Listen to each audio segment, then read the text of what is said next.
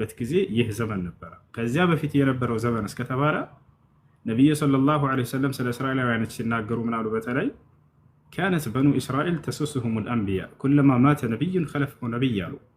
እስራኤላውያን ልጆች ነቢያት ይተካኩላቸው ነበር ከአላህ ዘንድ አሉ። አንድ ነቢይ በሞተና በተገደለ ቁጥር አላህ ሌላን ነቢይ ወዲያው ይተካላቸው ነበር አሉ። ያችሁ ወዲያው ይተካላቸው ነበር። ነቢዩላህ ዒሳ ካረገ በኋላ ግን አላህ ለዘመናት ለ600 ዓመት ምናምን ያክል ነቢያትን ሳይልክ ቆይተዋል። ነቢ ሰለላሁ ዐለይሂ ወሰለም ሐዲስ ላይ ምን አሉ? አነ አውለ ናሲ ቢዒሳ ብን መርየም ፈለይሰ በይኒ ወበይነሁ ነቢይ ወፊ ሪዋየትን ኡኽራ ፈለይሰ በይኒ ወበይነሁ ረሱል አሉ። እኔ ለማርያም ልጅ ከማንም በላይ የምቀርበው እኔ ነኝ አሉ። በእኔና በእርሱ መካከል ሌላ ማንም ነቢይ የለምም አሉ ነቢ ሰለላሁ ዐለይሂ ወሰለም። ነቢዩላህ ዒሳና በእርሳቸው መካከል ማንም ነቢይ እንዳልተላከ ተናግረዋል። እሺ በመካከል ያሉ ህዝቦች እጣ ፈንታቸው ምንድን ነው? ማንስ ይባላሉ? ምንስ ይባላሉ? አህለል ፈትራ ይባላሉ። አላህ በቁርአን ላይ ይጠቅሳቸዋል። ያ አህለል ኪታብ ቀድ ጃአኩም ረሱሉና ዩበይኑ ለኩም ዐላ ፈትረቲን ሚነ ሩሱል አን ተቁሉ ማ ጃአና ሚን በሺር ወላ ነዚር እያለ ይናገራል። ስለዚህ በአንድ ነቢይና በአንድ ነቢይ መካከል ያለ ህዝብ ያለፈውን ነቢይ አስተምህሮ ያላገኘ ከሆነ ልብ በሉ፣ የሚመጣውን ነቢይ ያላገኘ ከሆነ አምላክ አላህ ይህን ሰው ሊፈርድበት አይችልም። አምላክ አላህ መለኮታዊ ራእይ ደርሷቸው አንቀበልም አሻፈረን ያሉ ሰዎችን ብቻ ነው የሚፈርድባቸው። ለዚያውም ለአቅመ አዳም ደርሰው ለአቅመ ሔዋን ደርሰው ንጹሕ አእምሮ ኑሯቸው ያ መልእክት በትክክል ገብቷቸው ደርሷቸው አይ አንቀበልም እምቢ ያሉ ሰዎችን ነው የሚቀጣው።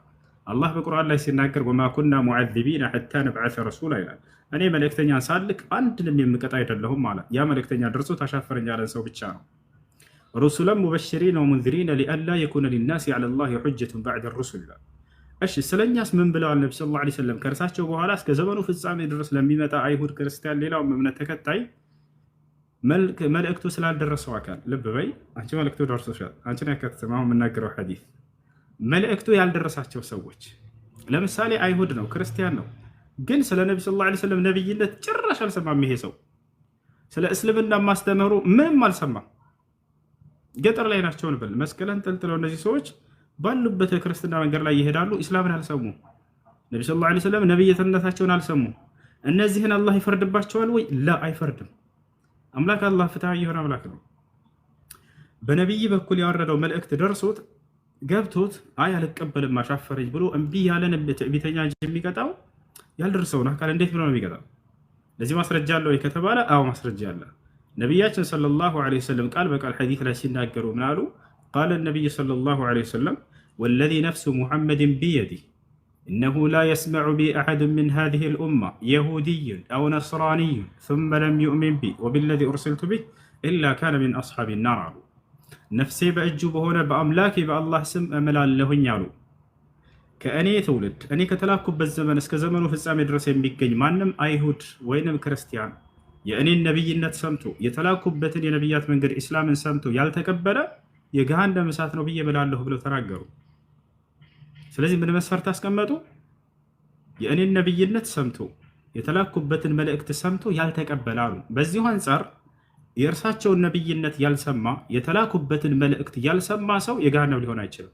ይሄ ሰው ፍርዱ ወደ አላህ ሱብሓነሁ ወተዓላ ነው። ይፈቻላል። ስለዚህ ይሄ ሰው ባለበት ሀገር ላይ መልእክቱ እስካልደረሰው ድረስ የሚቀጣው አይደለም። ወአለይኩም ሰላም ወራህመቱላሂ ወበረካቱህ።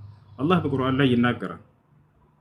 ቁል አዩ ሸይእን አክበሩ ሸሃዳ ቁልላህ ሸሂዱን በይኒ ወበይነኩም ወኡሕየ ኢለየ ሃዛል ቁርአን ሊኡንዚረኩም ቢሂ ወመን በለግ። ይህ ቁርአን ወደ እኔ ተወረደልኝ አሉ ነቢ ሰለላሁ ዐለይሂ ወሰለም።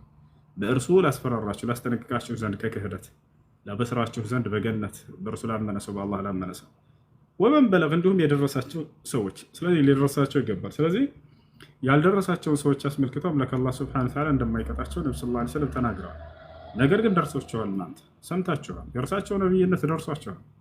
እርሳቸው ይዘውት የመጡት የነቢያት መንገድ ደርሷቸዋል። ትምህርታቸው አንድና አንድ ያን የአብርሃም የኢስሐቅ የያዕቁብን አምላክ እናምልክ ብቻ ነው፣ ሌላ አይደለም።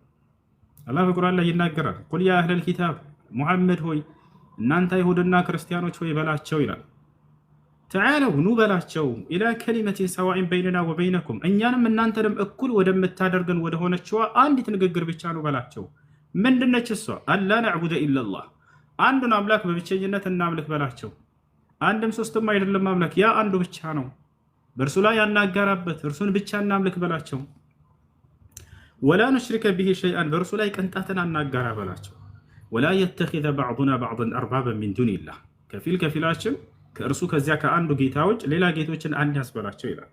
ስለዚህ ይህ ነው የነብዩ ሰለላሁ ዐለይሂ ወሰለም ጥሪ። ይህ ጥሪ ደርሷቸዋል። ነገ የትንሣኤ ቀን ወላሂ ይህን ቃልን ታስታውስታላችሁ። ነገ የትንሣኤ ቀን ከአምላክ ፊት ቁማችሁ ያስተባብላችሁ ሁሉ ይሄ መልእክት ደርሷችሁ ምን እንደምትሉ በቁርአን ላይ አላህ አስቀምጦታል። የሚገርማችሁ እርሱ የወደፊትን ሁሉ አዋቂ ነውና ወደፊት ገሃነም ሰዎች ገብተው ምን እንደሚናገሩ ቀድሞ ያውቃል። ምን እንደሚሉ በቁርአን ላይ አስቀምጦታል። ነገ ሸምጥጣ ይክዳሉ እነዚህ ሰዎች እያለ ይናገራል። የሚገርማችሁ ቃል ማ ጃአና ሚን በሽሪን ወላ ነዚር መልእክተኛ ልኬላችኋል ነበር ይላቸዋል። ኧረ በፍጹም ነቢይ አልመጣልንም ብለው ከአምላክ ፊት ቆመው የሚክዱበት ቀን ይመጣል።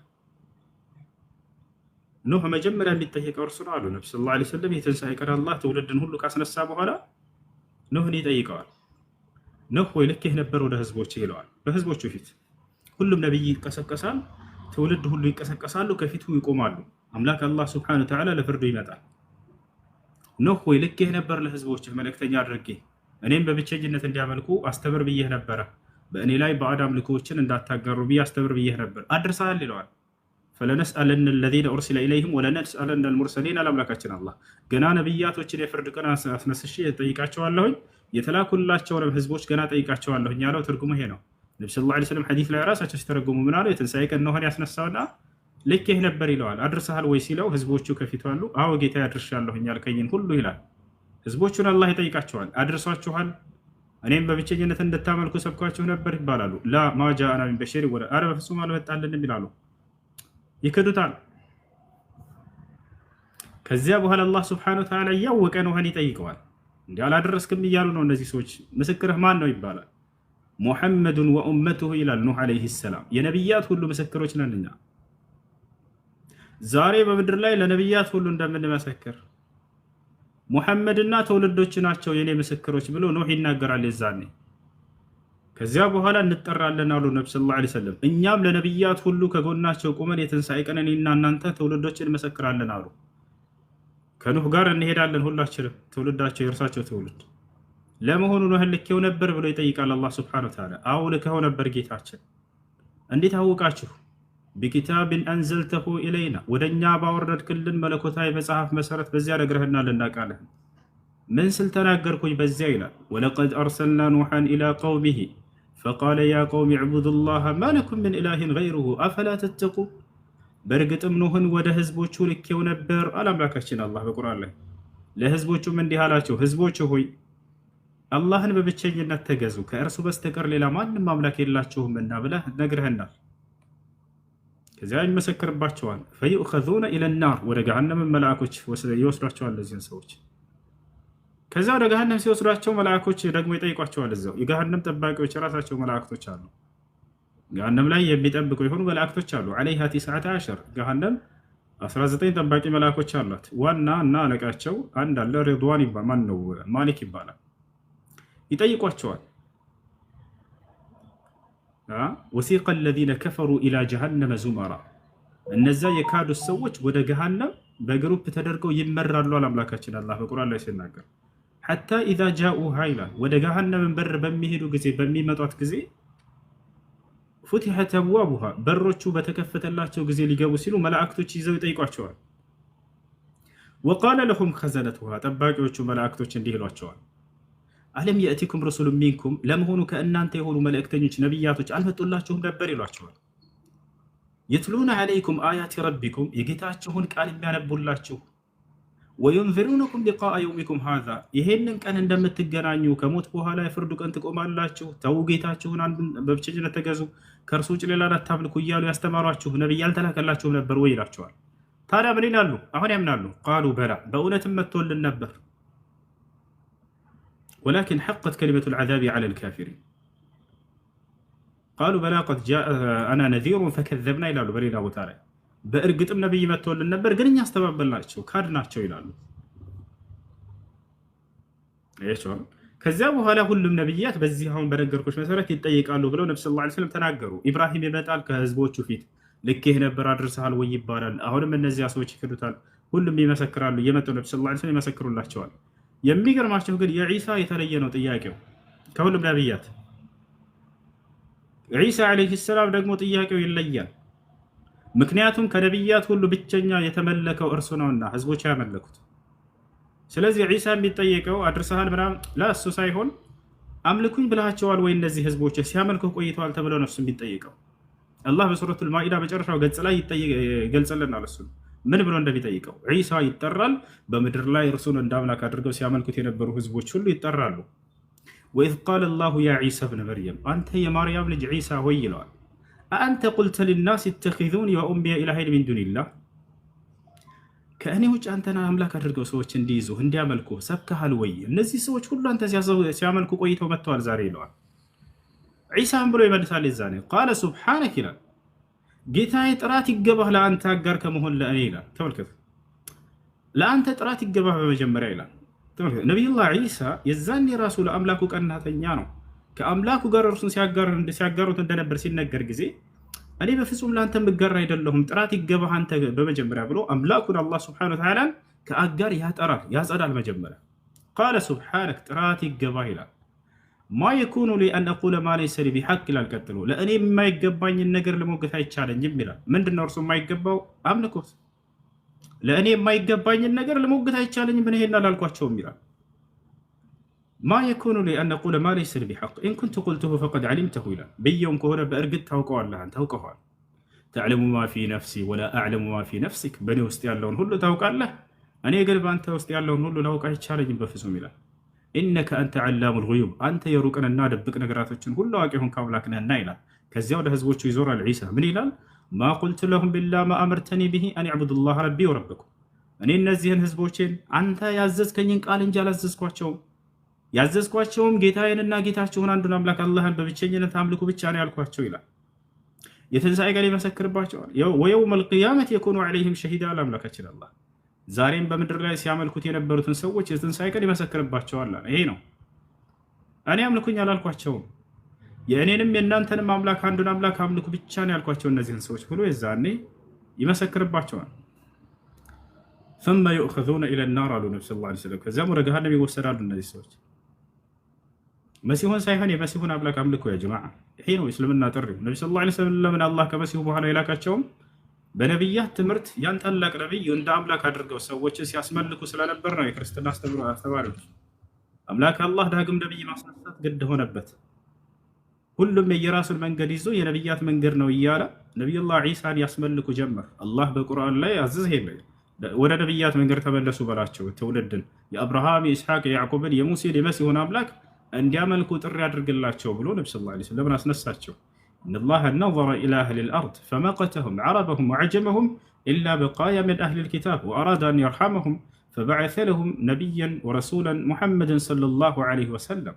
አላህ ወደ ምድር ሰዎች ተመለከተ በነቢ ሰለላሁ ዐለይሂ ወሰለም ጊዜ ልክ ተመለከተና ሁሉም ያለበትን መንገድ ሁሉ ጠላው። ሁሉም የየራሱን መንገድ ባዕድ አምልኮ ላይ እንዳለ ተወዥቋል።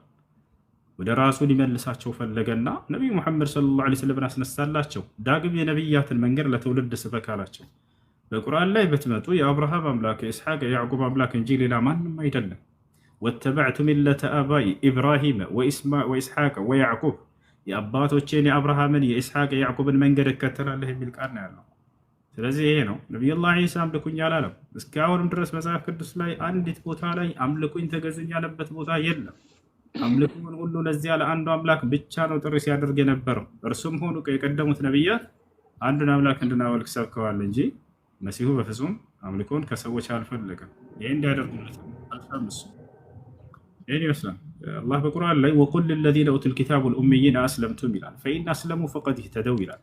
ሙሐመድ ሆይ ለእነዚያ ለአይሁድና ለክርስቲያኖች ስለሙ በላቸው፣ ከሰለሙ በእርግጥም ቀናውን ጎዳና ተመርተዋል። ወኢን ተወለው ፈኢነማ ዐለይከል በላግ፣ እምቢ ካሉ አንሰልምም ካሉ ግን በአንተ ላይ ያለበት ግዴታ ማድረስ ነው። ነገ የትንሣኤ ቀን ጀሃነምን ይወርዷታል እያለ ይናገራል። እና ይህ ነው።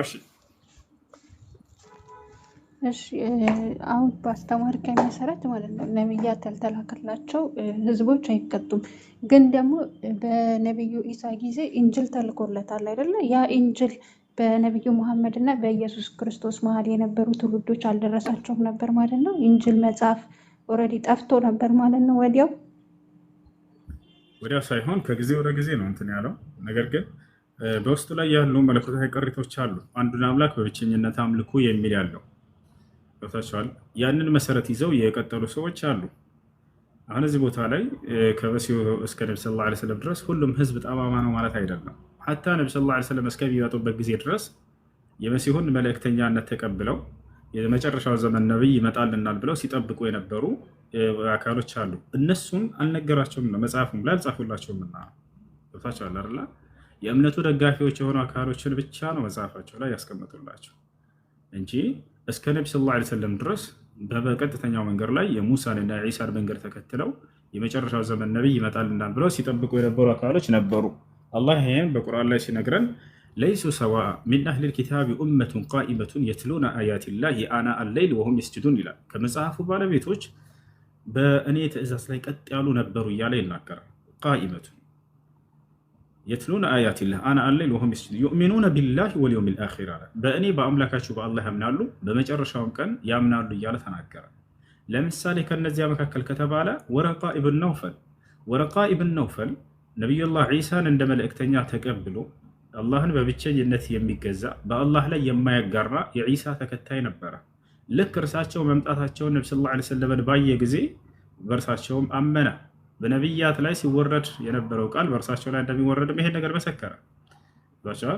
እኔ ከአንተ ጋር ወጣት ሁኜ ብኖርም አንተን ከጎን ሁኜ ረዳህ ነበር ብሎ ነገራቸው ሁላ። ያችሁ ከዒሳ ተከታዮች አንደኛ እሱ ነበር። ሌላ ማን ከተባለ ልክ እንዲሁ ሰልማኑል ፋሪሲ። ሰልማኑል ፋሪሲ የፋርስ የኢራን ሰው ነው። የዒሳን መንገድ ከሚከተሉ ነበረ። ከቀሳውስቶች ከአንዱ ወደ አንዱ እየተሸጋገረ የመጨረሻው ዘመን ነቢይ ይመጣል የሚመጣበትን ቦታ ብለው በትንቢት ደረጃ በመሰረቱ ነገሩት። ከዚያ በኋላ አመነ እርሱ እርሳቸውን ባገኘ ጊዜ። ልክ እንዲሁም በነቢዩ ሰለላሁ ዐለይሂ ወሰለም ዘመን የመጨረሻው ዘመን ነቢይ ይመጣል ብለው ከሚጠባበቁ መካከል በሮማ ላይ የሚገኘው ታላቁ ጳጳስ እሱን አልጀዋብ ሶሒህ ሊመን በደለ ዲን አልመሲሕ የሚለው ሸይኹል ኢስላም ኢብን ተይሚያ መጽሐፍ ላይ ታሪኩ ተቀምጧል። ከዚህ በፊት ስነግራችሁ ሳሳያችሁ ሁላ ነበር። ሮማ የዛኔ በክርስቲያኖች እጅ ነበረች። በጣም ሰፊ ግዛት ነበራቸው። ወደዚያ ላይ በሄደ ጊዜ የዚያ ጳጳስ እውነቱ ሲመጣለት ጊዜ ይሄ ቃል የተገባልን መሲሁ ቃል የገባልን ራሱ ይመጣል ያለው ከኔ በኋላ ይመጣል ያለው መልእክተኛ ሙሐመድ ራሱ ነው ብሎ የመሰከረበት ማስረጃ ሁሉ አለ እዚያ ጋር።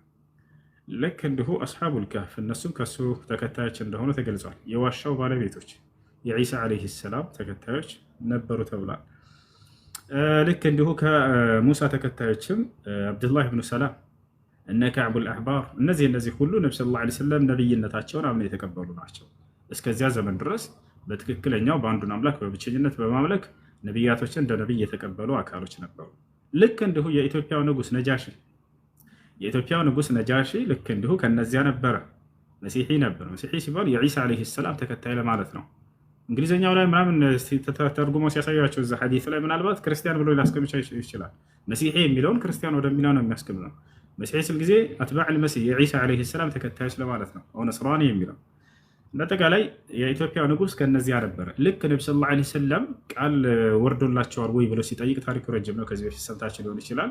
አዎ ወርዶለታል ተብሎ ሲነገር ጊዜ ያንን ይህ ለነቢያት ሲነገር ከነበረ ቃል መካከል እንጂ ሌላ ከየትም አይደለም ብሎ መስክሯል፣ አምኗል። የኢትዮጵያ ንጉስና የኢትዮጵያ ቀሳውስቶች የነቢዩ ሰለላሁ ዐለይሂ ወሰለምን ቃል ከአምላክ ዘንድ የመጣ ቃል እንደሆነ አምነው መስክረው ሰልመዋል። ማስረጃ ከፈለጋችሁ ታሳያቸዋለሁ። በቁርአን ላይ ሁሉ አላህ ታሪካቸውን ተርኮታል። የኢትዮጵያውያኖች የሀበሻውያኖች ቀሳውስቶች አላህ ቃል በቃል ቀሳውስትና መነኩሴ እያለ እየጠራቸው ቁርአን ላይ አለ። ቀሳውስትና መነኩሴዎች አምነዋል እያልኩኝ ነው። የኢትዮጵያ ቀሳውስቶች በተለይ አላህ በቁርአን ላይ ሲናገር ምን ይላል? የነሱን ታሪክ ለተጅደና አሸደ ናሲ ዐዳወተን ሊለዚነ አመኑ ልየሁድ ወለዚነ አሽረኩ ወለተጅደና አቅረበሁም መወደተን ሊለዚነ አመኑ ለዚነ ቃሉ ኢና ነሳራ ዛሊከ ቢአነ ሚንሁም ቅሲሲነ ወሩህባነ ቀሳውስት መነኩሴዎች እያለ ቃል በቃል ጠራቸው። ወአነሁም ላ የስተክቢሩን እነርሱ እውነትን ከመቀበል አይኮሩም ነበር አለ። ወኢዛ ሰሚዑ ማ ኡንዚለ ኢለ ረሱል አላቸው። እነዚህን ቀሳውስቶች ወደ መልእክተኛ ሙሐመድ የተወረደውን ቃል ቁርአንን በሰሙም ጊዜ ተራ አዕዩነሁም ተፊዱ ሚነ ደምዒ ሚመማ ዐረፉ ሚነል ሐቅ ካወቁት እውነት የተነሳ አይናቸው እንባን ስታነባ ታያላችሁም አለ። ነጃሽና ቀሳውስቶቹ መነኩሴዎቹ ቃሉ ሲነበብላቸው ጊዜ ወዲያው ነው ያለቀሱት። ወዲያው አለቀሱ። የቁሉነ ረበና ወዲያው ምን አሉ? ጌታችን ሆይ እነሆ አምነናል አሉ። ፈክቱብና መዐ ሻሂዲን እኛንም ከመስካሪዎቹ ጻፈን አሉ። ወማ ለና ላ ኑእሚኑ ቢላሂ ወማ ጃአና ሚነል ሐቅ እኛ ማን ስለሆነ ነው በአላህ የማናምነው የመጣልንንም እውነት የማንቀበለው ማን ስለሆነ ነው እኛ አሉም ይላል። ለእውነት ወዲያው አጎበደዱ፣ ወዲያው ታዘዙ። ወነጥመዑ አን ዩድኪለና ረቡና መዐል ቀውሚ ሳሊሒን አሉ። አላህ እኛንም ከደጋጎቹ እንዳካትተን እንከጅላለን አሉ። ማለት ጀግና ብሎ ማለት ትክክለኛ ጀግና ሰው እንደሆነ ታውቃላችሁ። እውነት ሲመጣለት የማይኮራ ሰው። ጀግንነት በጉልበት አይደለም፣ በማሸነፍ አይደለም፣ ሌላን አካል ተቃራኒ አካል በመጣል አይደለም። ወዲያው ነጃሺ በመጣለት ጊዜ ቀሳውስቶችም አለቀሱ። በቁርአን ላይ ታሪካቸውን ገልጾላቸዋል። ምን እንደተነበበላቸው ታውቃላችሁ? ሱራ መርየም የማርያም ምዕራፍ የሚለውን ነው የተነበበላቸው። የማርያም ምዕራፍ በተነበበ ጊዜ አለቀሱ። ታሪክ ወዲህ ነው። እንግዲህ የመካ ሰዎች ነቢያችን ሰለላሁ ዐለይሂ ወሰለም ሰሃቦቻቸውን ምን አሏቸው? መካ ላይ አዛብ አደረጓቸው ጊዜ ተከታዮቻቸውን ይገሉባቸው ነበር፣ ያሰቃዩባቸው ነበር። ይህን የሚያደርጉት የመካ ንጉሶችና ሽማምንቶች ሙሐመድን በቃ አስተምሮቱን ልናስቆም አልቻለም፣ ሰው ከጊዜ ወደ ጊዜ እየጨመረ ነው፣ እየሰለመ ነው። ስለዚህ ያለን መንገድ ምንድን ነው? እስኪ ከታች የሚሰልሙትን እንግደልበት፣ የዛኔ በቃ የሚገሏቸው ከሆነ አስተምሮቴን አቆማለሁ ብሎ ተስፋ እንዲቆርጥ ብለው ይሄን መንገድ መጠቀም ጀመሩ። ሰሃቦቻቸው መግደል ጀመሩ በአደባባይ። ሲገሉባቸው ጊዜ ነቢ ሰለላሁ ዐለይሂ ወሰለም በቃ እንዋጋቸው ብለው የጦር እንትን አላነሱ። አያቸው፣ አቅታቸውም አይደለም፣ አላህ በመላእክት ያግዛቸዋል፣ ወዲያው እንዲያሸንፉ ማድረግ ይችላል። ነገር ግን ነቢ ሰለላሁ ዐለይሂ ወሰለም ሰሃቦቻቸውን ምን አሏቸው? ኢዝሃቡ ኢለል ሐበሻ ፈኢነ ቢሃ መሊከን ላ ዩዝለሙ ዐንደሁ አሐድ አሉ። ወደ ሀበሻ ሂዱ፣ በዚያች ሀገር ላይ አንድ ፍትሃዊ መሪ ይገኛል፣ ከእርሱ ዘንድ ማንም የማይበደልበት የሆነ ንጉሥ ታገኛላችሁ አሉ። ወዲያውም ሰሓቦች ይህን ትእዛዝ ተቀብለው ወደ ሀበሻ መጡ። የዛኔ በመጡ ጊዜ ይቅርታ፣ አንድ አዛን እያለ ነው። አዛን ጨርስና እንቀጥልላቸዋለን። አዛን ጨርስና እንቀጥላለን።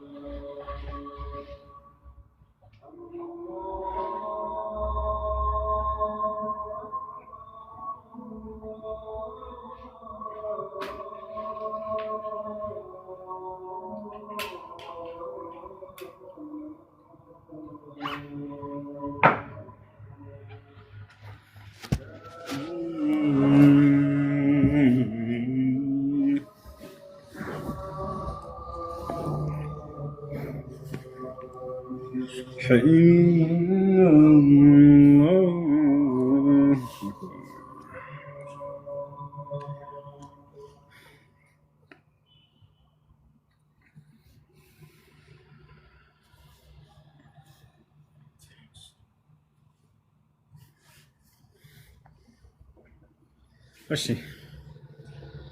ምን ነበር? ከዚያ በኋላ ሰሓቦች ነቢያችን ሰለላሁ ዐለይሂ ወሰለም ኢዝሀቡ ኢለል ሐበሻ ፈኢነ ቢሃ መሊከን ላ ዩዝለሙ ዐንደሃ አሐድ አሏቸው። ወደ ሀበሻ ሂዱ፣ በዚያች ሀገር ላይ ማንም ሰው የማይበደልባት ፍትሃዊ መሪ ይገኛልና አሉ።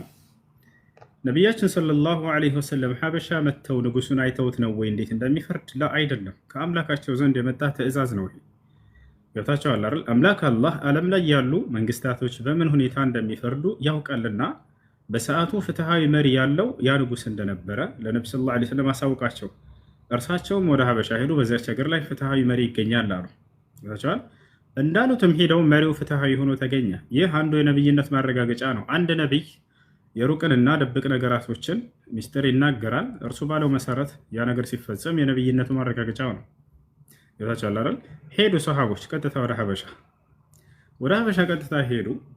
ሀበሻ ላይ ከገቡ በኋላ ነጃሺ ንጉሱ ወይም አስሐማ እርሱን አገኙት።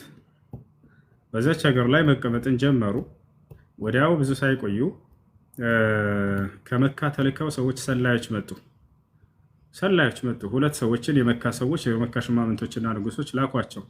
ወርቅንና ብርን ስጦታን ምናምን አስይዘው ሙስና በሉት። ያንን አስይዘው ለየት ለንጉሱ ስጡትና ይሄን እነዚያን አሳልፈ ስጠን በሉት። የመካ ሽማምንቶች እንደዚያ ብለው ጠይቀዋል ብለው እንትን ላኩለት።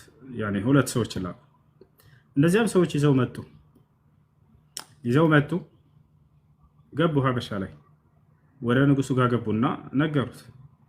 እነዚህን ከአንተ ጋር ያሉት ከመካ ሸሽተው የመጡ ሰዎች አሳልፈህ እንድትሰጠን የመካ ሽማምንቶች ጠይቀውሃል። ይሄም ለአንተ የተላከለህ ስጦታ ነው ብለው ሰጡት። ተመልከቱ፣ የነብዩ ሰለላሁ ዐለይሂ ወሰለም ንግግር እውነት እንደሆነ እዚህ ጋር ትረዳላቸው። ፍትሃዊ መሪ ነው ያሉት። ፍትሃዊ መሪ ምልክቱ ምንድነው ከተባለ አንደኛ ለሰዎች የሆነ ነገር ለመፍረድ ብሎ ሙስናን አይቀበልም አይደል? ውሰዱ ነው ያላቸው። እኔ ይህንን ስጦታ አልቀበላችሁም፣ ውሰዱ።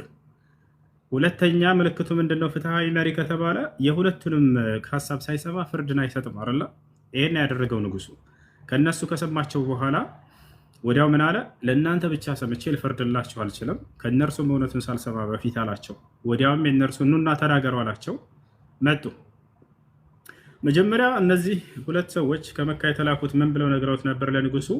እነዚህ ወደ ሀገር የመጡ ሰዎች የኛ ልጆች ናቸው። ከዛ ከሀገራቸው ላይ ጥፋትን አድርገው ነው የመጡት።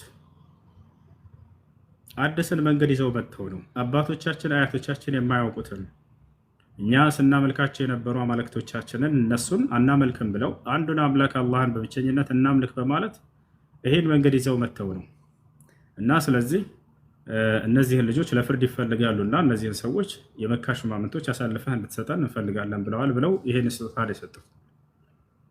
ንጉሱ ጠራቸው፣ ነው አላቸው። ከዚያ ሰሃቦች መጡ፣ ወደ ቤተ መንግስት ገቡ። ከዛ ለምንድን ነው ወደዚህ የመጣችሁት? ምን ጥፋት አጥፍታችሁ ነው የመጣችሁት? ተናገሩ አላቸው። ንጉስ ሆይ አሉት። አዩሃል መሊክ፣ ተመልከቱ አነጋገራቸው፣ ስርዓታቸው። አዩሃል መሊክ፣ አንተ ንጉስ ሆይ። እነሱን ተወክለው የሚናገረው ማነው? የነብዩ ሰለላሁ ዐለይሂ ወሰለም ያጎታቸው ልጅ ነው። ጃዕፈር ብን አቢ ጣሊብ ወደ ሀበሻ ከመጡት መካከል ነው። የነብዩ ሰለላሁ ዐለይሂ ወሰለም ልጆች መጥተዋል። የነብዩ ሰለላሁ ዐለይሂ ወሰለም ልጅ ሩቀያ መጥታለች ወደ ኢትዮጵያ ወደ ሀበሻ። ዑስማን ብን አፋን መጥተዋል። እነ ዙበይር ብን አልዓዋም መጥተዋል። እነ ኡሙ ሰለማ የነብዩ ሰለላሁ ዐለይሂ ወሰለም ሚስት ወደ ኢትዮጵያ መጥተዋል። እንደ አጠቃላይ ጃዕፈር ብን አቢ ጣሊብ የነብዩ ሰለላሁ ዐለይሂ ወሰለም ያጎታቸው ልጅ እርሱ ከሁላቸውም ቀደም ማለና መናገር ጀመረ። ንጉስ ሆይ ጥፋት አጥፍተዋል አለው ይሄ ሰውዬ። እኛ አዎ በጥፋት ላይ ነበረን አለ። ተመልከቱ፣ ኩና ነዕቡዱ አልአስናም፣ ጣዖታትን እናመልክ ነበር። ነገር ግን ነቢዩ ሙሐመድን አላህ ከመካከላችን አስነሳና አንዱን አምላክ በብቸኝነት እንድናመልክ እርሳቸውን ላከልን። ፈዐበድነ አላህ ወሕደሁ፣ እርሱንም በብቸኝነት አንዱን አምላክ አመለክን። ዝሙት እንሰራ ነበር፣ ከዚያ እንድንወጣ አዘዘን። ደካማን በጉልበታችን እንጎዳ ነበር፣ ጠንካራው ጉልበት የሌለውን ይጎዳል።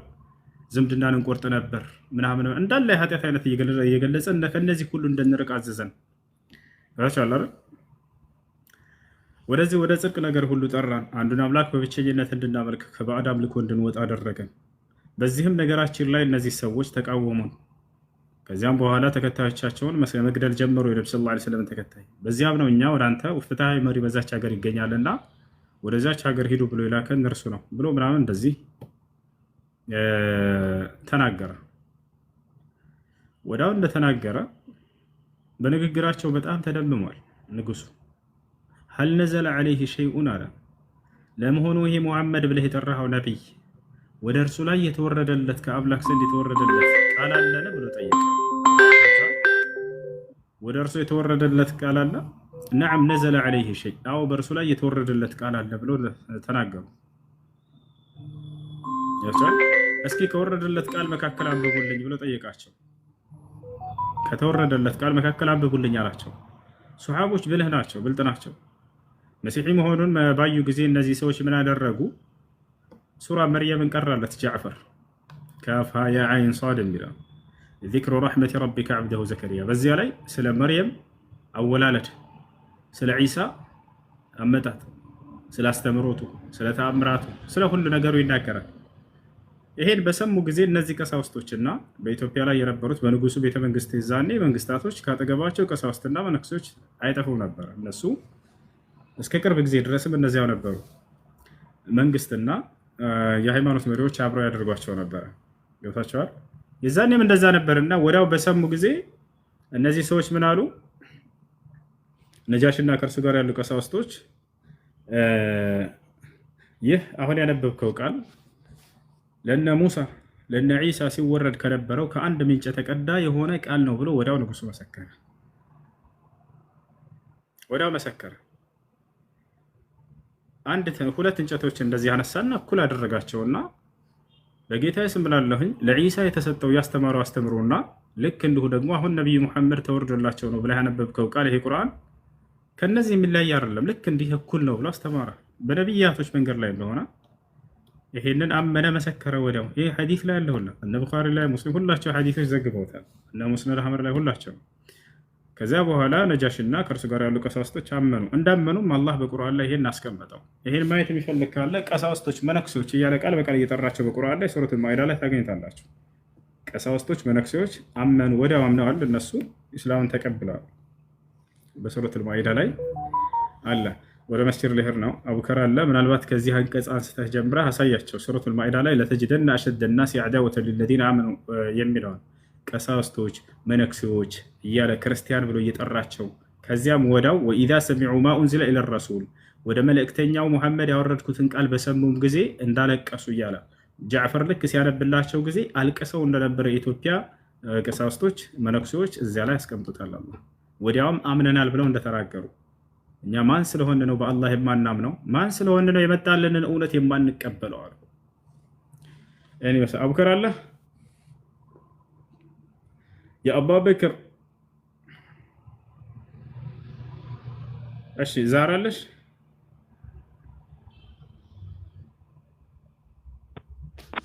አለውኝ። ሁሴን ሰላም አለይኩም ወራህመቱላህ አለሽ እንደ ባለ ከዚህ ጀምራችሁ መክሊትን ቀጥሉላችሁ። እኔ ወደ መስጂድ ልሄድ ነው።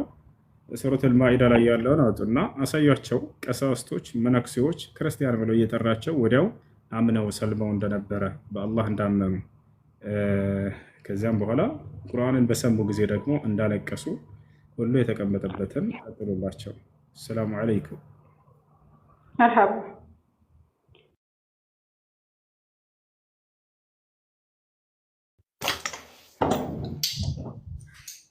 እሺ ወደታችን ወረድን። ስልኬታችን ያለውና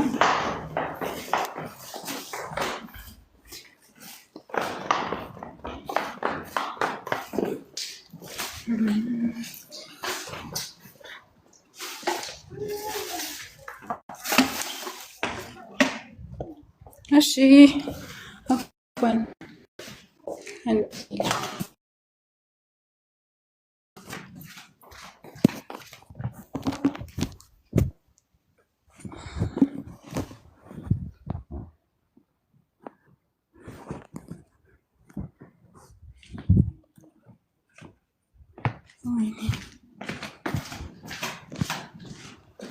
እሺ አፏን ጥያቄውን ይደገምልኝ።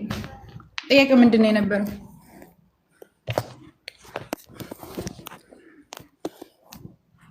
ይሰማል ድምፄ?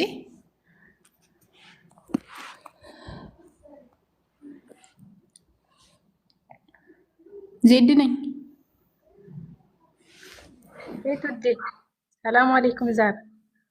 ወአለይኩም ሰላም ወረሕመቱላህ። አንቺ ነሽ ጠያቂዋ? እኔ አይደለሁም። እሺ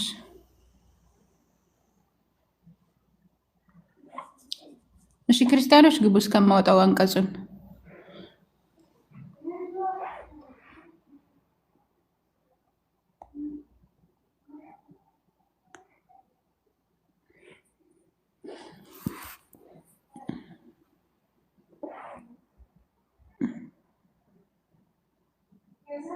يا نوري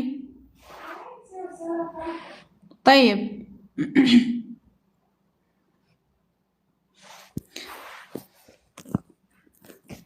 እሺ ይሰማል ድምፄ? ጥያቄ ያላችሁ ግቡ። ባረከላሁ ፊኩም።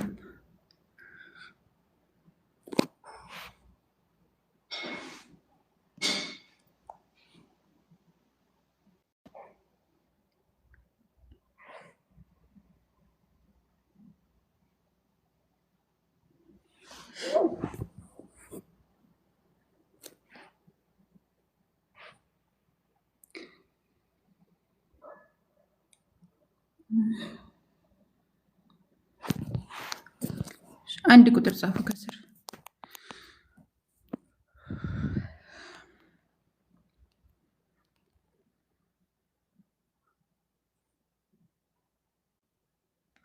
ስለ ነጃሺ ያው ነጃሺ መጨረሻ ላይ እስልምናን ተቀብሎን እንትኑ አንቀጹን እየፈለግኩት ነበረ፣ ግን የለም። ተጠራሁ ደግሞ ግዴታ መሄድ አለብኝ እና ምንድነው ነጃሺ ረሂመሁላህ ተዓላ አላህ ይዘንለትና መጨረሻ ላይ ሰልሞ ነው የሞተው። እነዚህ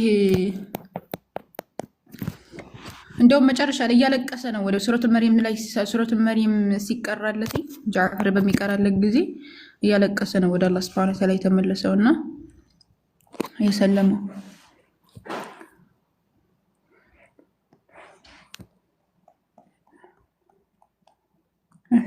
ሁለት ላይ ወሽ እንዴ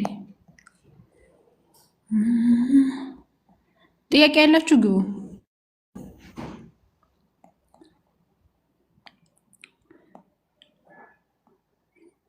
አቡበከር አይመቸውም ይመስለኛል።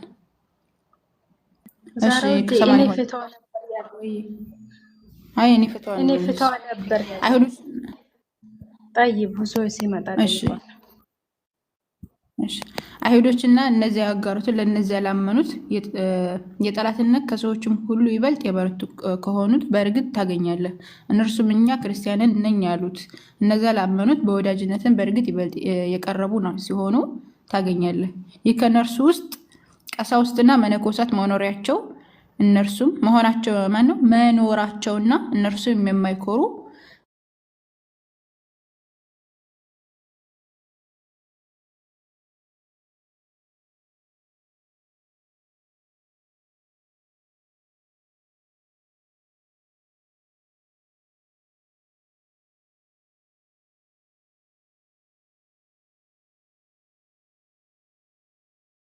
አካላቶች መጨረሻ ላይ እያለቀሱ ወደ አላህ ሱብሓነሁ ወተዓላ ተመልሰው እንዳመኑ ያስቀምጣል ማለት ነው። ስትመለከቱ ሰበበ ንዙሉ ስለ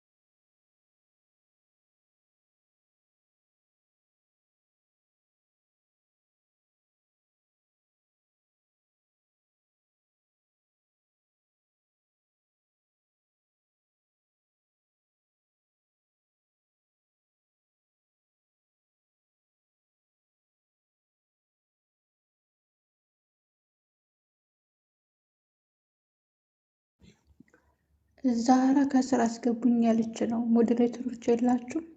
አቡኪ አለክ? አረ ምንድን ነው ዝም አላችሁ?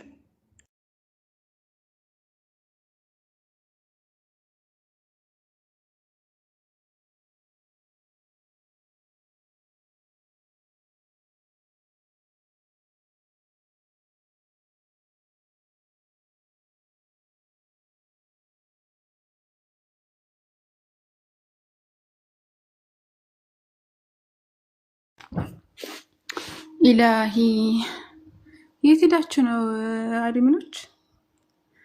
እሺ መክሊቴ ጥያቄሽን ቀጥይ። አፉ በለኝ። እሳችን አስጨነቃችሁት እኮ። እንትን ኔትወርኩ በጣም እያስቸገረኝ ነበረ እና አስወረደኝ። እያወራሁ ነበረ አስወረደኝ። አይ ጥሩ። እሺ ጥያቄ እኮ በእንትን ስለ ነጃሺ እየነገረ የነበረ ነጃሺ ሱረቱል መርያም አንብበውለት እንዴት እስልምና እንደተቀበለ ምናምን እየነገረ ነበረ። እዛ ላይ ነበረ እንትን ያለው ያቆምነው ከውሱ ጋር። እሺ ሱረቱል ማኢዳ ላይ ደግሞ እነዚህ አካላቶች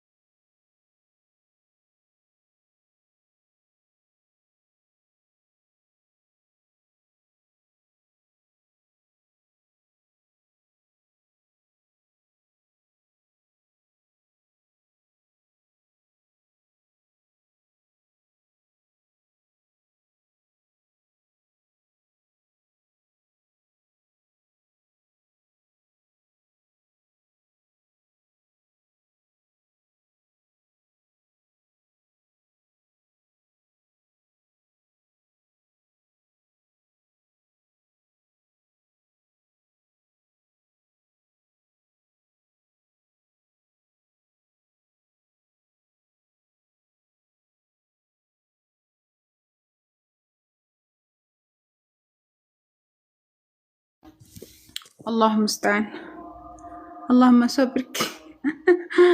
ኔትወርክ በጣም የሚያስቸግረው ምን ልናደርገው?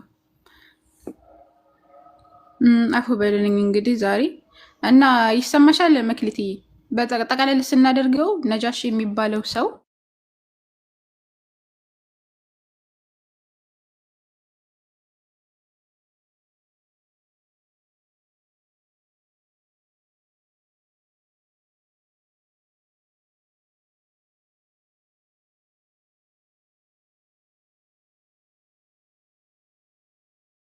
ድረስ የተደረሰበት በሱ ምክንያት ነው እና በጣም ጥሩ ሰው ነበረ። ወደው ሱረቱል መርየምን ሁሴንም እንደነገረሽ ሱረቱል መርየምን በሚቀራለት ጊዜ ወደ እስልምና መጣ፣ ሰለመ፣ አላህ ሱብሓነሁ ወተዓላን በብቸኝነት አመለከ። በዛ ምክንያት ነው ሱረቱል ማኢዳ ቁጥር 82 ያለው የቁርአን አንቀጽ ራሱ የወረደበት ሰበብ ንዙል ራሱ እሱን አስመልክቶ ነው ማለት ነው። እና እንደውም የአላህ ሱብሓነሁ ወተዓላ ቃል በሚሰሙ ጊዜ እንደሚያለቅሱ ሁላ ያስቀምጣል። እና እንደዛ ነው። አይሰማም እንደ ድምጼ ያቆራርጣል። ዛራ ውዴ ድምጽሽ በጣም ነው የሚያቆራርጠው። አላሁ ሙስተዓን። ከአውሮቼ እኮ ጨርሻለሁ እኔ አስለን።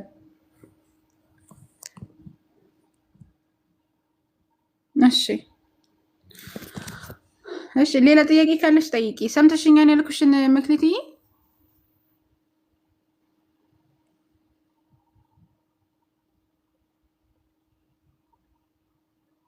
አሁን ይሰማል? ይሰማል ዛራ። በቃ መክሊት ጥያቄሽን ቀጥይ። ሌላ ጥያቄ ካለሽ ሌላ ጥያቄ ያላችሁ ክርስቲያን ወገኖቻችን ካላችሁ አንድ ቁጥር ጻፉ። ኔትወርኩ በጣም እያስቸገረኝ ነው ዛሬ። በቃ አትጨናነቂ፣ አትጨናነቂ። ሌላ ሰው ሌላ ሰው ምናምን ይጠይቃል ይባላል። እኔ ችግር የለውም ማታም ቢሆን እማራለሁ። መርሐባ። አይ ክርስቲያኖች ከስራ ያሉ እናስገባቸውና ኢንሻአላህ ከነሱ ጋር ደግሞ እንማማራለን። መክሊት ሰለመሽ አልሰለምሽማ? ማን የተቀላቀለብኝ ግን? አልሰለምሽም አንቺ?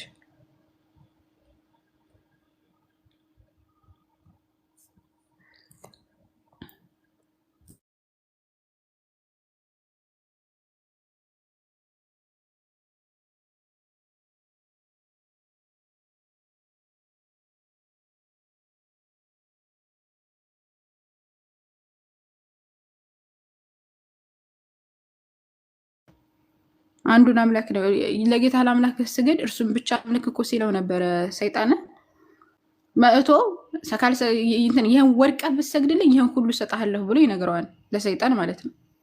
ሰይጣን ለኢየሱስ ክርስቶስ። ከዛ ኢየሱስ ክርስቶስ ምን አለው መሰላቸው?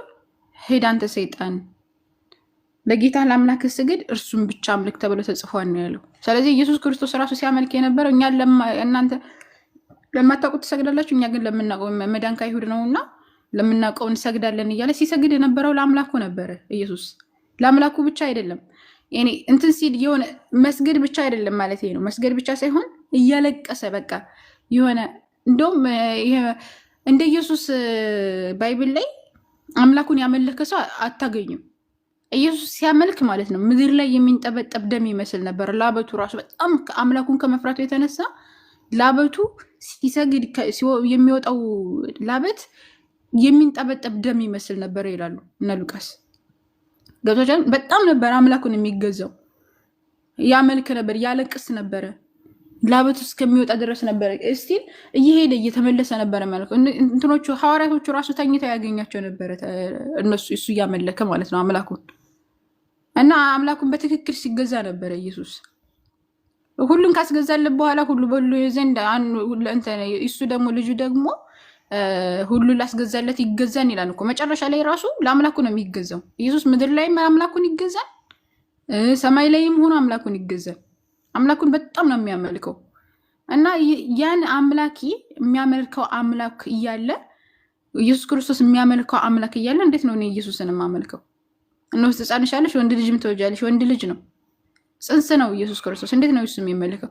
ኢየሱስ ክርስቶስ እኮ በእግዚአብሔርና በሰው ፊት በጥበብና በሞገስ አደገ እኮ ነው የሚለው። ምግብ እየበላ እየጠጣ ምናምን ያሳደገው ራሱ እኮ ሰውነቱን ያፋፋው እኮ እሱ ነው። እንዴት ነው የምበላውን ምግብና የምጠጣውን ነገር የማመልከውን? የሚበላውን የሚጠጣውን ደግሞ በሌላ መልክ የሚያስወጣ ነው ኢየሱስ። እንዴት ነው ያን የሚመለከው? ክርስቲያኖች ኢየሱስ ክርስቶስ በጣም የተከበረ ነብይ ነው፣ ነገር ግን ሊመለክ አይገባውም። እሱ ራሱ አምልኩኝ ብሎ አላስተማረም፣ ሐዋርያቶችም አላስተማሩም። ሐዋርያቶችም አምልከውት አያውቁም። አንዱን አምላክ በብቸኝነት እንዳመልኩ ነበረ እሱ ራሱ ሲጠራቸው የነበረው። እሱ ራሱ እሱ እንዳይመልክ የሚችለውን ሁሉ አድርጓን። በነገራችን ላይ ገብቷችኋል? የሚችለውን ሁላ ሰው እንደሆነ ፍጡር እንደሆነ በብዙ ነገራቶች ህይወት እንደተሰጠው አብ በራሱ ህይወት እንዳለው ለወልድ እንዲሁ ህይወት እንዲኖረው ሰጥቶታልና እያለ ሲናገር ትመለከታለን። ህይወት ተቀብሏል። እኔ ከራሴ እንድትችል አድርጋ ይቻለኝም እንደሰማው ፈርዳለሁ፣ የላከኝን ፈቃድ እንጂ ፈቃዴን አልሻምና ካለ በኋላ እኔ አለ ስለራሴ ስለኔ ብመሰክር ምስክር እውነት አይደለም ይላል። በቃ ስለኔ የሚመሰክረው ሌላ ነው ሲል ትመለከታላችሁ። ስለራሱ የሚመሰክረው እሱ አይደለም፣ አምላኩ ነው የሚመሰክርለት። ገብታችኋል? እሱ ደግሞ አምላኩ ደግሞ ነብይ ነው፣ መልእክተኛ ነው ሲል የላከኝ አብ እያለ ሲናገር ትመለከታላችሁ። እና ኢየሱስ ክርስቶስ ሰው ነው፣ ፍጡር አይመለክም። ሊመለክ የሚገባው እሱን የፈጠረው አንዱና ኃያሉ አምላክ ነው፣ የነቢያት አምላክ። ዘዳግም 6:4 ላይ ምንድን ነው የሚለው? እስራኤል ስማ ጌታ አምላካችን አንድ እግዚአብሔር ነው። ኢየሱስ ክርስቶስም ከጻቶቹ አንዱ መጥቶ ሲጠይቀው ከትእዛዛቱ ሁሉ ፊተኛይቱ ማናት ብሎ ሲጠይቀው እስራኤል ስማ ጌታ አምላካችን አንድ ነው ነው ያለው። አንዱን አምላክ ነበረ ሲገዛ የነበረው ኢየሱስ። ያንን አንዱን አምላክ አምልኮ ነው የኛ ሐሳብም የነቢያት አምላክ ይመለክ ነው በብቸኝነት። ለዛ ነው እኮ ረሱል ሰለላሁ ዐለይሂ ወሰለም ኢሳ ዐለይሂ ሰላምን አይሁዶች ክርስቲያኖች ከፍ ከፍ እንዳደርጉት ከፍ ከፍ አታደርጉ፣ ማነው ከፍ ከፍ አታድርጉኝ፣ እኔ የአላህ ባሪያና የአላህ መልክተኛ ነኝ ነው። ነቢያቶች በጣም ጥንቃቄ ያደርጋሉ እንዳይመለኩ ሰዎች ከሞቱ በኋላ እንዳያመልኳቸው ማለት ነው። ወይም ደግሞ እንትን እያሉ እንዳያመልኳቸው በጣም ጥንቃቄ ያደርጉ ነበር። ሰለላሁ ዐለይሂ ወሰለም ስትመለ ሌሎችንም በተለይ ኢሳ ዐለይሂ ሰላምና ነብያችን ሰለላሁ ዐለይሂ ወሰለም በጣም ጥንቃቄ ያደርገዋል። ለዛ እኮ ነው አምላካችን አላህ ሱብሓነሁ ወተዓላ አንድ ነቢይ አላህ መልእክት ሰጥቶ ካላከው በኋላ አምላክ ነኝ እኔን አምልኩ እኔን ተገዙ ሊል አይገባውም ይላል። እነሱም አይሉም። ሲጀምር ለአምላክ ሲተናነሱ የነበረ አንዱን አምላክ በብቸኝነት ሲገዙ የነበረ ነው። የእስራኤል ሰዎች ሆይ ይህን ቃል ስሙ፣ ራሳችሁ እንደምታውቁት የናዝሬቱ ኢየሱስ እግዚአብሔር በእርሱ በኩል ባደረገው ተአምራትና በድንቆች ምልክቶች ከእግዚአብሔር ዘንድ ለእናንተ የተገለጠ ሰው ነበረ ነው የሚለው። እና ሐዋርያት ራሱ እንደዚህ ነው የሚያምኑት። በቃ ሰው ነው። እሱም ሰው ነኝ አለ። ሰው እንዴት ይመለካል? ጀማ ሰው ነኝ እያለ ሲናገር በጣም ብዙ ቦታዎች ላይ ነው ሰው ነኝ እያለ ሲናገር የምትመለከቱት። ነብይ ነኝ አለ፣ ሰው ነኝ አለ፣ መልክተኛ ነኝ፣ የላከኝ አብ እሱ የምናገረውና የምለውን ትእዛዝ ሰጠኝ እያለ ሲናገር ነው። አብ እንዳስተማረኝ እንዲህን ለእናንተ እናገራለሁ እያለ ነበር። እስቲ ከራሱ እውቀት ራሱ እኮ አልነበረው። እውቀት ራሱ አልነበረው። እውቀቱን ራሱ ተምሮ ነው። አብ እንዳስተማረኝ ነው የሚለው። ያስተማረውን ነበረ ሲያስተምር የነበረው። አንድ አካል መለኮት ለመባል ሁሉን አዋቂ መሆን አለበት። ኢየሱስ ሁሉን አያውቅም። የማያውቃቸው ብዙ ነገራቶች አሉ። የተማረውን ነገር ሲያስተምር የነበር የምናገረው ቃል የኔ አይደለም ሲል ነበረ። የላከኝ አብ ነው። የላከውን ነበረ ሲሰጥ የነበረው እና መጨረሻ ላይ ራሱ የሰጠኸኝን ቃል ሰጥቻቸዋለሁ እነርሱም ተቀበሉት፣ አንተም እንደላከኝ አመኑ ይል ነበር። እነርሱ ተቀብለዋል።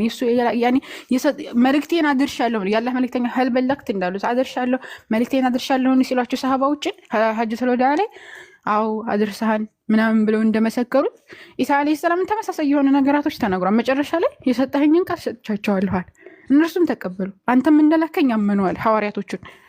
በቃ እነሱም አምነው ለትውልድ ሲያስተላልፉ ከዛ በኋላ መበራረዝ ጀመረ ማለት እሱም ወደ ማምለክ ምናምን።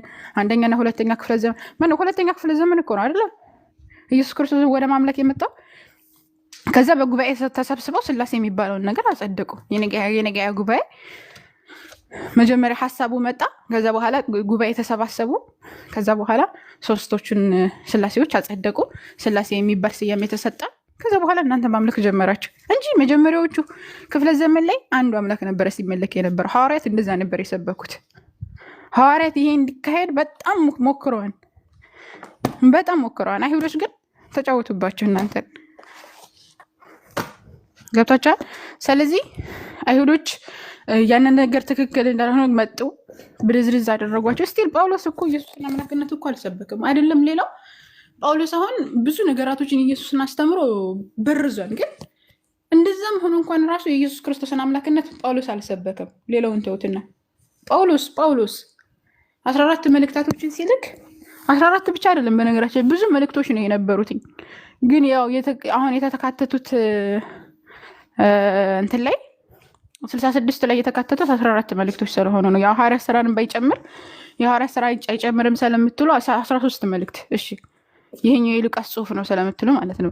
ያው ሁሉንም አታውቁትም በነገራችን ላይ ጳውሎስ የጻፈው ራሱ ምንም አይነት ማስረጃ የለም። ግን ቢሆንም ግን እንበልና 13 መልእክታቶች ወደ ፊልጶና፣ ወደ ቲቶ፣ ወደ ገላትያን፣ ወደ ሮሜ ሰዎች ወደዛ ሲልክ አንድም ቦታ ላይ ኢየሱስ ክርስቶስን መለኮት እንደሆነ የሰበከበት የለም። ጳውሎስ በአቅሙ እንኳን አይደለም ሐዋርያቶች ማለት ነው።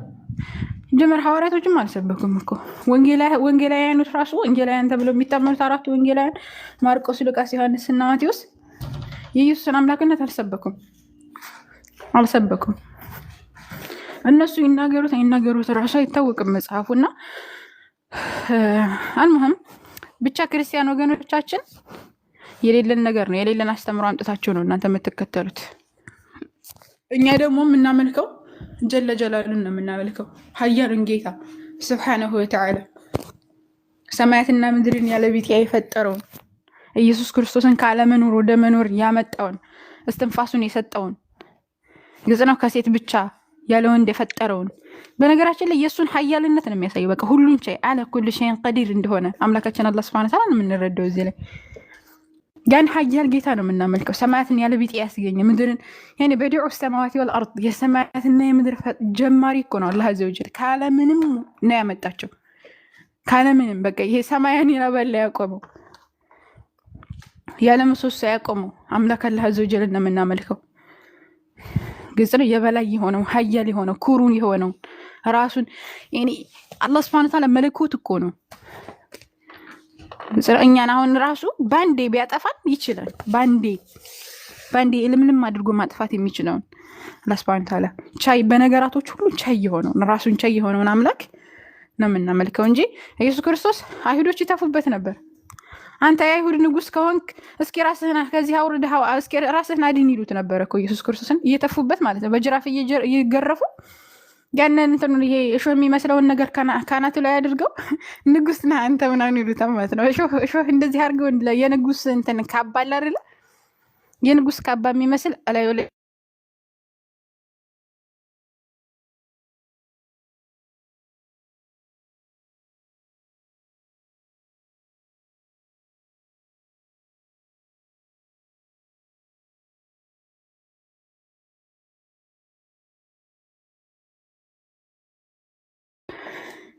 ከዛ ያንን አደረጉና አንተ እስኪ አይሁድ ንጉስ ከሆንክ ራስህን አድን እያሉ በግርፊያ ሲገርፉት ነበር።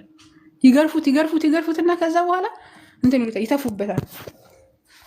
እንደዛ የሚያሰቃዩት ይሆነ እንዴት ነው ያን አምላክ የሚሆነው? ቢላህ አለይኩም ነቢያቶች እንደዚህ ተሰቃዩ። በጣም ያሳዝናሉ። ነቢያቶች እንደ ነብይ ቢሆን ግን እናንተ አሁን እንደ አምላክ ነው የምታዩት። ሰማያትና ምድርን የፈጠረ አምላክ እንዴት ነው በእነዛ ሰዎች የሚሰቃዩ? ቢላህ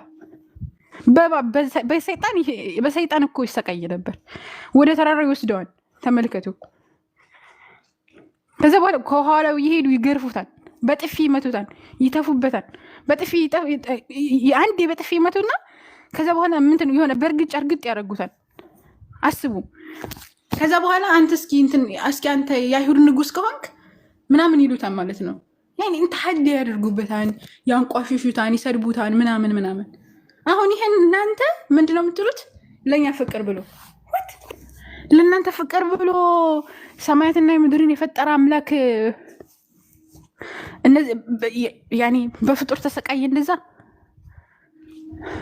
እንዴት ነው አቀል የሚቀበለው ይሄንን? ቢላህ ለማን? ቆይ እሱ እኮ ሁሉን ቻይ እኮ ነው አይደለ እንዴ? ለምንድን ነው እንደዛ የሚደበደበው? ከዛ ምንድን ነው የምንማረው? እሺ አሁን ጭካኔን እኮ ነው የምንማረው። ፍቅር ከዚህ እንዴት ነው ፍቅር ሰው የሚማረው? እንደዛ ጌታዬ እኔ ማረኝ አላህዬ ብዬ ተመልሼ ስጠይቀው ምሬሻለሁ የሚል ጌታ ነው ያለኝ እኔ። እናንተ ደግሞ ተቀጥቅጦ ከማን ነው? እሺ እናንተን ተቀጥቅጦ ከማን ነው የሚሄድናችሁ? እሱ ተቀጥቅጦ ከማን ነው ራሱ ተቀጥቅጦ ከራሱ ነው የሚሄድና ከራሱ ቅጣት እሱ ተቀጥቅጦ ሲሄድናችሁ፣ ይሄ እንዴት ነው አቀል የሚቀበለው? እሱ ተቀጥቅጦ ከሱ ቅጣት ሲሄድናችሁ፣ ይሄ እኮ ማለት ቆይ እንዴት ነው የሚሆነው ይሄ? እሱ ተቀጥቅጦ ከሱ ቅጣት የሚያድናችሁ እንዴት ነው? እሱን የቀጠቀጡት ምንድን ናቸው? ፍጡር እኮ ናቸው፣ ተራ ሰዎች ናቸው። እና ይሄን አቅላችሁ ተቀብሎ ኢየሱስን የፈጠረን አምላክ አምልኩ ስትባሉ እንዴት ነው ሙስሊም የምንሆነው? እንዴት ነው አቅላችን የሚቀበለው ትላላችሁ? ጭራሽ እኛ ደግሞ እያልን ያለ ነው ኢየሱስ ክርስቶስን ነቢያትን የፈጠረውን የነ ይስሐቅን የነ ያዕቆብን አምላክ